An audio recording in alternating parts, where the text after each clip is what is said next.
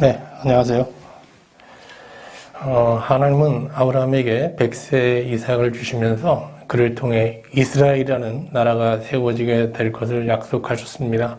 그런데 이 약속은 아브라함의 후손이 가나안 땅에서 이방 땅으로 이주하는 이 애굽과 또 애굽에서 400년 후 다시 애굽에서 가나안 땅으로 이주하는 출애굽을 통해서 이제 성취됩니다. 먼저 하나님은 이배굽 약속을 성취하기 전 먼저 요셉을 빼내셔서 애굽으로 미리 내려 보내시죠. 형들에 의해 애굽의 노예로 팔려간 요셉은 애굽 바로의 시위대장 보디발의 집에서 일하다가 이제 간음죄의 모함을 받고 감옥에 갇히게 됩니다. 옥중에 있던 요셉은 꿈 해석을 위해 바로 앞에 서게 되는데요. 요셉은 이 꿈 해석에서 애굽의 7년간 풍년이 지속되고 또 이후 7년 동안 흉년이 찾아와 이전의 풍요를 삼키게 되는 화를 당하게 될 거라는 예언을 합니다. 아울러 요셉은 명철하고 지혜로운 사람을 택하여 애굽 땅을 다스리게 하여 곡물 비축 계획을 잘 세워 진행하면 이 7년의 기근으로부터 애굽을 지킬 수 있다는 이제 비책까지 내놓게 되죠. 바로와 그의 신하들은 요셉의 이 꿈 해석과 조언에 큰 감명을 받고 요셉을 이 일의 적임자로 지목합니다. 이에 옥중에 있던 요셉은 정말 졸지에 애굽의 곡물을 총괄하는 총리가 됩니다. 이처럼 요셉은 17세 때 애굽의 종으로 팔려와 30세에 애굽의 총리가 됩니다. 총리가 되기까지 요셉은 형들의 모략과 보디발 아내의 어떤 모함으로 노예로 죄수로 살아야 했습니다. 그런데 이 13년이라는 시간은 하나님께서 그를 이배굽을 성취할 수 있는 영적 지도자로 준비시키고 훈련시키는 참 귀한 시간들이었던 거죠. 요셉이 총리가 되자 그의 꿈 해석대로 애굽의 7년의 풍년 시대가 열리게 됩니다. 요셉은 이후에 있을 7년의 기근을 대비하기 위해 창고를 지어 정말 바다에 모래처럼 많은 곡물을 저장하게 되죠. 7년의 기근 시대가 열리자 요셉은 공정한 방식으로 백성들에게 곡물을 공급하게 됩니다. 야곱 일가가 살고 있는 가나안 땅에도 극한 기근이 찾아왔습니다. 살 길이 막막해진 야곱은 아들들에게 애굽에 가서 양식을 구해오라고 명합니다. 요셉의 형 10명은 요셉의 아우 베냐민을 아버지 곁에 남겨두고 이제 곡물을 구하고자 애굽으로 내려갑니다. 애굽에 도착한 형들은 양식을 얻고자 요셉 앞에 서게 되는데요. 그 앞에 엎드려 절하면서 양식을 구합니다. 이로써 요셉은 하나님의 이배굽 약속을 성취할 수 있는 절호의 기회를 맞게 된 것이죠. 이제 요셉은 자기 정체를 밝히고 야곱 일가를 애굽으로 초청하면 하나님의 이 애굽 약속이 그 원대한 하나님의 이배굽 약속이 이루어지게 되는 거예요.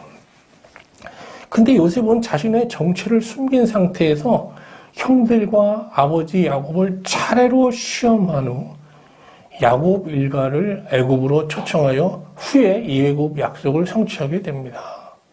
오늘 저는 여러분과 요셉이 이배굽 역사를 성취하기 전 형들과 야곱을 차례로 시험하는 과정과 그 의도를 살펴보면서 하나님의 은혜를 나누고자 합니다.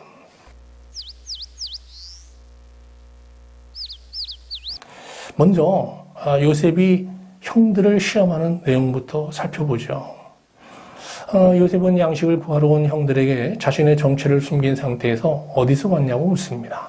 그들은 자기들 앞에 있는 자가 요셉 입을 모르고 곡물을 사러 가나안 땅에서 왔다고 대답합니다. 근데 요셉은 양식을 구하러 온 형들에게 정탐꾼이 아니냐고 하면서 시험합니다. 당시 애굽의 국경선에는 감시가 허술한 곳을 골라 양식을 구하려고 침투해 오는 무리들이 자주 출몰하고 있었습니다. 그들은 요셉의 시험 앞에서 혐의를 부인하며 자신들은 한 아버지에게서 난 형제라고 말합니다. 그중 한 사람은 아버지 집에 있고 한 사람은 없어졌다고 진술합니다. 그들의 한 아버지에게서 난 형제라는 것과 한 사람은 아버지 집에 있다는 진술은 진실입니다. 그러나 한 사람은 없어졌다는 진술은 거짓이죠.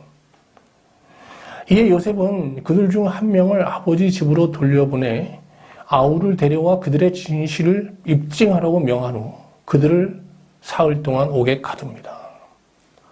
요셉의 형들은 옥중에서 하나님께서 자신들이 이방 애굽 땅에서 정탐꾼의 누명을 쓰고 이런 억울한 옥살이를 하게 된 이유에 대해서 논하게 돼요. 그들은 이 논의 중에 십수년 전 요셉의 괴로움을 외면한 대가로 자신들이 지금 애굽에서 이 억울한 괴로움을 당하고 있다는 결론에 이르게 됩니다. 그들이 서로 말하되 우리가 아우의 일로 말미암아 범죄하였도다. 그가 우리에게 애걸할 때에 그 마음의 괴로움을 보고도 듣지 아니하였으므로 이 괴로움이 우리에게 임하도다. 21절은 사실 나발이라는 감탄사로 시작돼요. 나발의 뜻은 알았다입니다. 유레카랑 비슷한 뜻이죠. 나발. 21절 말씀을 원문대로 좀 지역하면 이렇게 됩니다. 알았다. 지금 우리가 벌받는 것은 아우의 일 때문이다. 아우가 우리에게 살려달라고 애원할 때에 그가 그렇게 괴로워하는 것을 보면서도 우리가 아우의 애원을 들어주지 않았었지. 그래서 우리가 지금 이런 괴로움을 당하는 거야. 이처럼 요셉의 형들은 옥중에서 자신들이 십수년 전 동생 요셉이 당하는 괴로움을 외면했기 때문에 지금 괴로움을 당하고 있다는 고백을 하면서 하나님 앞에 탄식하게 됩니다. 이것을 지켜보고 있던 요셉은 그들을 떠나서 울고 다시 돌아옵니다. 이후 요셉은 그들이 보는 앞에서 시므온을 결박하여 인질로 잡아두고 남은 형제들에게는 곡물을 줘 아버지 집으로 돌려보내죠. 십수년 전 동생 야곱을 애굽의 노예로 팔고 아버지 집으로 향했던 요셉의 형들은 그때와 같이 동생 시므온을 애굽에 남겨두고 아버지 집으로 향하게 됩니다. 그런데 요셉의 형들에 대한 시험은 여기서 끝나지 않아요. 요셉은 형들의 이 돈자루에 그들이 지불했던 돈을 다시 몰래 집어넣습니다. 요셉의 형들은 여관에서 자신들의 자루에 돈이 그대로 있는 것을 뒤늦게 발견하고 정말 망연자실하죠. 이에 그들은 과거 요셉을 애굽의 노예로 받았던 그 불의한 재물 의심량을 기억하고 하나님께서 왜 우리에게 이런 일을 행하시는가라고 하면서 탄식합니다. 한편 야곱은 이제 식량을 구하러 애굽으로 간 10아들을 간절히 기다립니다. 마침내 아들들이 양식을 가지고 돌아오죠. 그러나 그들은 시므온이 인질로 지금 애굽에 억류되어 있으며 그를 구하려면 베냐민을 데리고 애굽으로 내려가야 한다는 참담한 소식을 전합니다. 그리고 각자의 자루를 열어 보입니다. 야곱은 깜짝 놀라죠. 그 자루 안에 곡물값으로 지불했어야 될 돈이 그대로 있는 것입니다. 이에 야곱과 아들들은 크게 두려워하게 되는데요. 그런데 야곱은 시므온을 구하기 위해 베냐민을 내줘야 되는데 내주지를 않습니다. 르우벤은 자기의 두 아들을 담보로 시므온을 데리고 오겠다고 하면서 베냐민을 요구해요. 그런데 야곱은 만일 베냐민에게 재난이 미치면 슬픔 중에 스올로 내려갈 것이라고 하면서 그러니까 죽어도 베냐민은 못 보낸다는 뜻이겠죠. 그래서 고집을 피웁니다. 근데 이런 야곱의 고집이란 것은 시므온은 잃어도 괜찮고 베냐민은 잃어서는 안 된다는 거잖아요. 이런 아버지가 어디 있어요. 여기서 우리는 야곱이 베냐민에게 병적으로 집착하고 있는 것을 발견하게 되는데요. 이것은 과거 사랑하는 라헬과 요셉을 차례로 잃은 어떤 상실의 아픔에 대한 야곱의 반응입니다. 사람들은 과거에 상실을 무엇에 대한 집착, 혹은 뭐 적개심, 절망, 미래에 대한 두려움 등으로 이제 대응하는 성향을 보이잖아요. 야곱은 과거 사랑하는 라헬과 요셉을 차례로 잃는 이 상실의 아픔으로 인해서 베냐민에 대해 병적으로 집착하는 그런 성향을 보이고 있었던 거예요.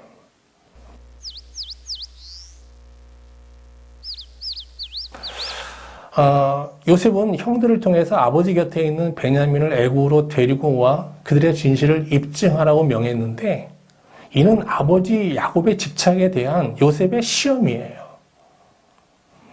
아니, 정확하게 말하면 요셉의 시험이 아니라 사실은 하나님의 시험이죠. 하나님은 야곱 일가를 애굽으로 인도하여 이배굽 약속을 실현하기 전 야곱과 그의 아들들을 하나님 앞에 바로 세우기 위해서 지금 요셉을 통해 그들을 시험하고 계시는 것입니다. 물론 이런 하나님의 행동은 철저히 숨겨졌죠. 야곱과 그의 아들들은 하나님의 행동을 모른 채 두려움과 슬픔 그리고 절망이라는 어둠 속에 갇혀 두려워하고 떨면서 이 시간들을 보내게 됩니다. 그러나 요셉은 하나님의 이 숨겨진 행동을 알았고 하나님의 행동에 보조를 맞추면서 하나님을 대신하여 형들과 아버지를 지금 차례로 시험하고 있는 것입니다. 야곱은 애굽에서 가져온 양식이 떨어지자 아들들에게 애굽에 가서 양식을 더 구해오라고 명합니다. 이에 유다는 베냐민 없이 애굽에 들어가 식량을 구해오는 것은 불가능하다고 하면서 자기의 목숨을 담보로 내놓겠으니 베냐민을 내줄 것을 다시 한번 요청합니다. 야곱은 혹독한 기근의 상황이 더해지자 결국 베냐민에 대한 집착을 포기하고 그를 내주게 돼요. 그는 아들들과 함께 베냐민을 애굽으로 보내면서 이렇게 기도합니다. 창세기 43장 14절 말씀인데요. 전능하신 하나님께서 그 사람 앞에서, 그 사람은 요셉이겠죠. 요셉 앞에서 너희에게 긍휼을 베푸시기를 바라노라. 이렇게 이 구절을 보면 이렇게 간과하기 쉬운데, 이것은 야곱이 하나님을 의탁하는 믿음의 신앙으로 자기 인생에서 집착하던 것을 내려놓는 실로 감격적인 장면입니다. 이렇게 요셉의 형들은 아버지의 허락을 받아 선물과 갑절의 돈을 준비하여 애굽으로 내려갑니다. 무엇보다 요셉이 명한 대로 막내 베냐민을 대동하고 말이죠. 이들은 애굽에 이르러 요셉 앞에 서게 됩니다. 요셉은 베냐민이 그들과 함께 있음을 확인하고 이들 모두를 자신의 집으로 이제 초대합니다. 그리고 억류된 시몬을 풀어주고 그들을 위해 잔치를 배설하는데, 요셉은 여전히 형제들에게 자신의 정체를 숨깁니다. 형들과 베냐민은 요셉의 호의에 안도하면서 먹고 마시며 잔치를 즐겼죠. 그런데 요셉의 형제들에 대한 요셉의 시험은 여기서 끝나지 않았습니다.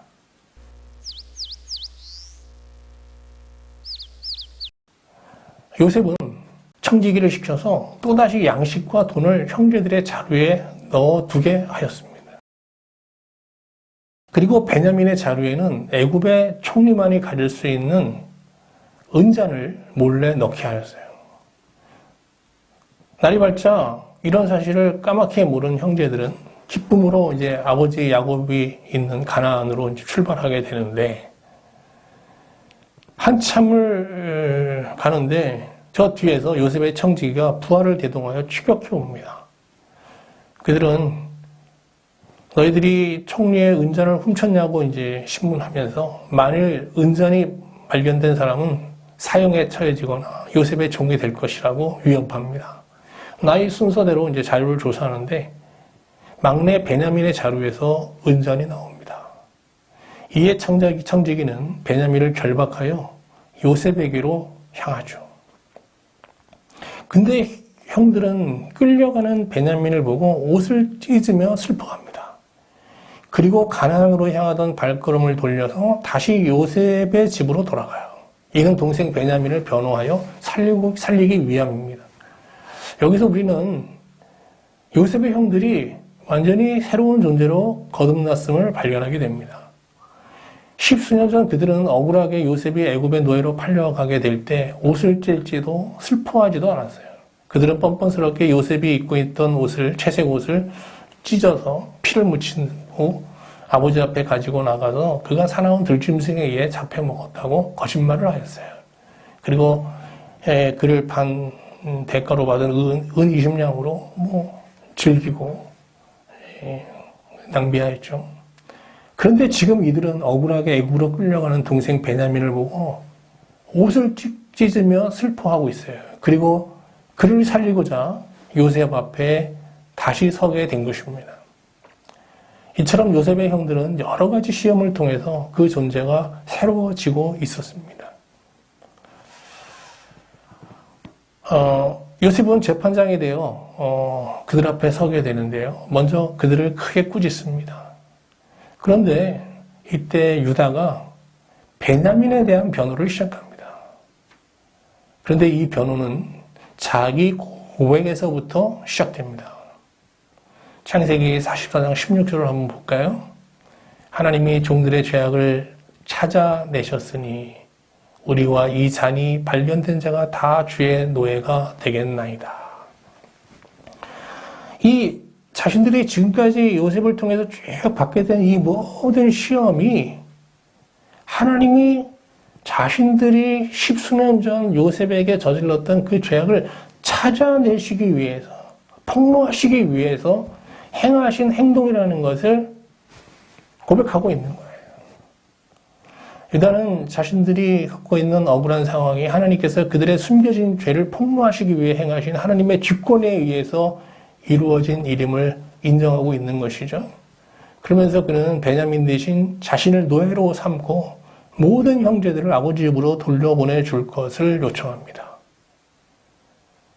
자신이 베냐민을 대신하여 노예가 되겠다는 대속물이 되겠다라고 이제 주장하는 것입니다.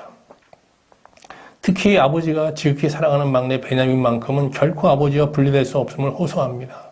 그러면서 아버지 야곱은 요셉이 짐승에 물려 뜯겨 죽은 것으로 알고 있는데 만일 그의 피부지 베냐민마저 재난을 당하면 아버지는 백발을 슬퍼하며 정말 스월에 내려갈 것이라고 하면서 절규하죠. 유다 자신이 베냐민을 대신하여 노예가 될 것이며 베냐민을 돌려보내 아버지에게 미칠 재난을 면케해달라고 강청합니다. 변화된 형들의 모습을 확인한 요셉은 더 이상 자신의 정체를 숨기지 못하고 사람 주변의 신하들을 물러가게 한 뒤에 형들에게 자신의 정체를 밝힙니다. 그는 아버지의 안부를 묻는데 형들은 놀라서 대답조차 하지 못합니다.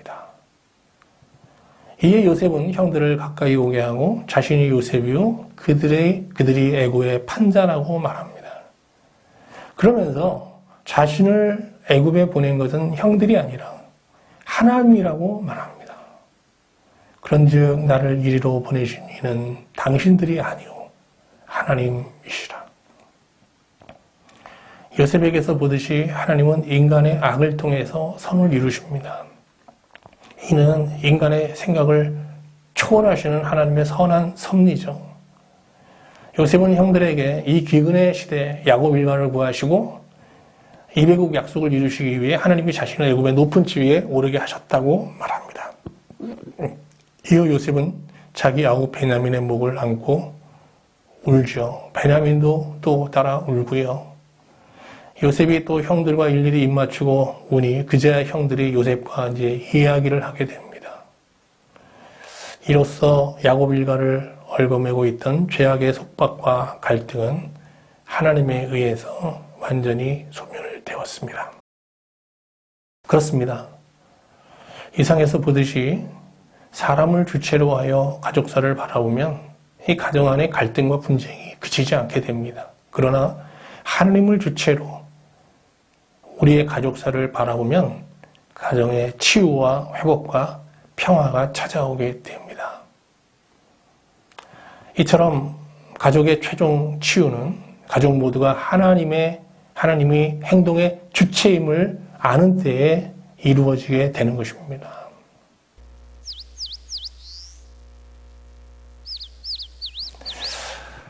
오늘 말씀을 보면서 신자가 하나님 앞에 바로 서기 위해서는 여러 가지 시험을 받을 수밖에 없음을 새삼 깨닫게 됩니다.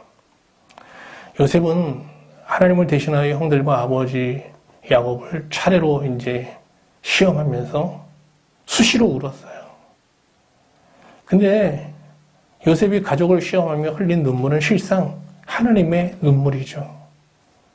하나님은 신자를 시험하시며 그가 시험을 통해 겪을 고난에 마음 아파하시며 오십니다. 이 눈물은 신자의 연약함을 긍휼히 여기시는 하나님이 흘리시는 연민의 눈물이죠. 아울러 하나님은 신자가 시험을 통해 온전해질 때, 하나님 앞에 바로 서게 될 때 또 눈물을 흘리십니다. 이는 신자와 보다 깊은 교제를 나눌 수 있게 된 감격을 만끽하는 정말 기쁨의 눈물인 것입니다. 지금 우리 안에서 일어나는 모든 사건은 어쩌면 하나님께서 우리를 그 앞에 바로 세우시기 위해서 또 그 뜻을 이루시기 위해서 의도적으로 하나님께서 일으킨 사건일지도 모릅니다. 하나님은 신자가 자기 앞에 서는 날까지 여러 가지 시험으로 그를 시험하십니다. 그러나 신자가 하나님의 시험을 두려워할 필요가 없습니다. 하나님의 신자를 시험하는 궁극적인 목적은 시험 자체에 있지 않고 그 시험을 통해 우리로 하나님 앞에 바로 서게 하는 데 있기 때문입니다. 시편 26편 2절 말씀을 보겠습니다. 여호와여 나를 살피시고 나를 시험하사 내 뜻과 내 양심을 단련하소서. 아무쪼록 여러분 요셉의 이야기를 보다 개인적으로 깊이 묵상하시는 가운데 자기 인생 안에 숨겨진 크고 작은 하나님의 시험을 발견하고 이를 통해 하나님 앞에 정말 바로 서는, 그래서 보다 하나님과 깊이 교제하는 영적 진보를 충만하게 누릴 수 있기를 주님의 이름으로 축원드립니다. 감사합니다.